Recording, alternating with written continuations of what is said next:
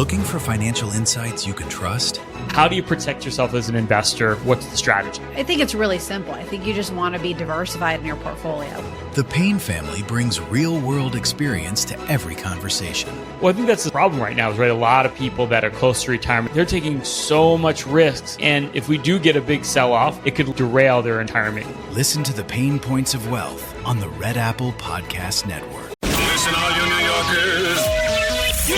Taxi. Okay, man, we're looking around. This is the 77 WABC minicast. Sunday morning.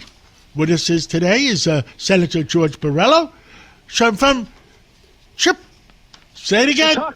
Chautauqua County. See how I Chautauqua County up in upstate New York. You give us a briefing. What the heck is going on? Last week, you had a big loss in the state senator's race. What happened?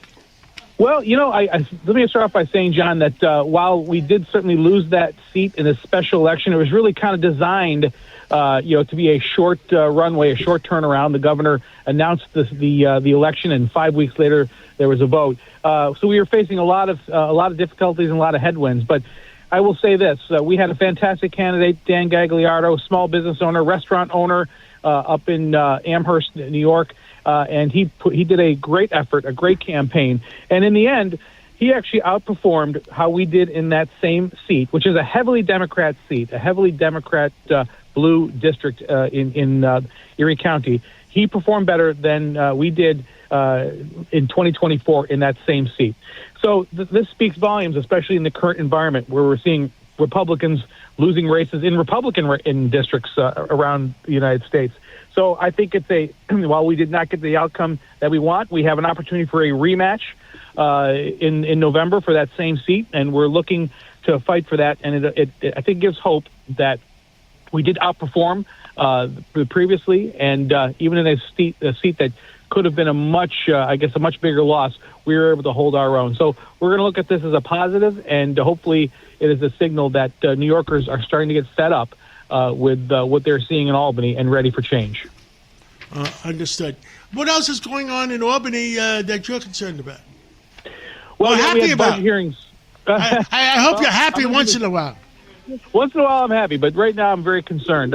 We have budget hearings going on right now in Albany, and I had a chance to speak with the woman who is the head of mental health services, the commissioner of mental health. And I asked about something that troubles me.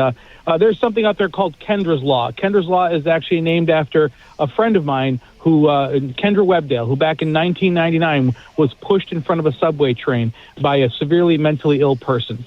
This was the start, really, of, unfortunately, a series of these things happening. And Kendra's Law allows for involuntary commitment of people who have mental illness for 72 hours.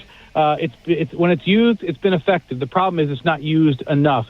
Fast forward to now, and myself and former Senator Diane Savino from Staten Island were championing to strengthen Kendra's Law, and it finally happened last year in our New York State budget. We got a very important addition that if you are unable to provide basic needs for yourself due to your mental illness, that you can be brought in for evaluation. If you cannot provide yourself with food, clothing, shelter, that this is a sign that that can be used to bring someone in and try and get them the help that they need.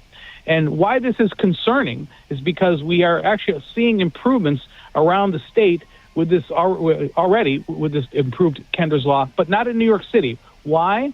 Because unfortunately, this new administration, the Mamdani administration, has said they're not going to. By the way, isn't that where the subways are? Yeah. Yeah. Okay. Exactly. Yeah. What good is Kendra's Law without a subway system? Yeah. Absolutely. And look, the problem now is that Mamdani is going to reverse the policy of Eric Adams, and he is going to leave these homeless camps in place. He is instructing the police officers not to. I questioned the commissioner, how are you going to make sure that New York City is in compliance with Kendra's Law if you're not getting help from New York City's police department and mental health departments? She didn't have a good answer. So people in New York City and throughout New York State really should be concerned. I was in New York City recently, and I saw an unbelievable mess of homeless folks right on Park Avenue and Fifth Avenue. I mean, these areas that, again, doesn't matter where they are. It's the fact these folks can't care for themselves, that should be taken in for an evaluation should get the help that they need. We have turned our streets of our cities into mental institutions, and these people are suffering without treatment. And Zohar Mamdani is about to make that colossally worse. Understood. Well, anything else you want to say before we go off to church?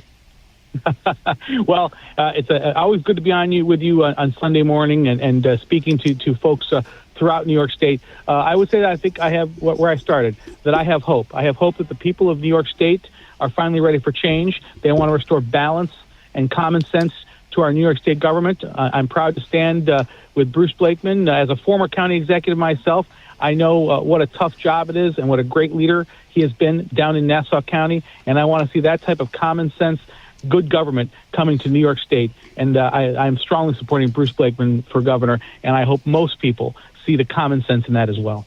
Thank you, Senator George Borrello from Chautauqua County in Western New York, and God bless you and God bless America. Thank you. Looking for financial insights you can trust? How do you protect yourself as an investor? What's the strategy? I think it's really simple. I think you just want to be diversified in your portfolio. The Payne family brings real-world experience to every conversation.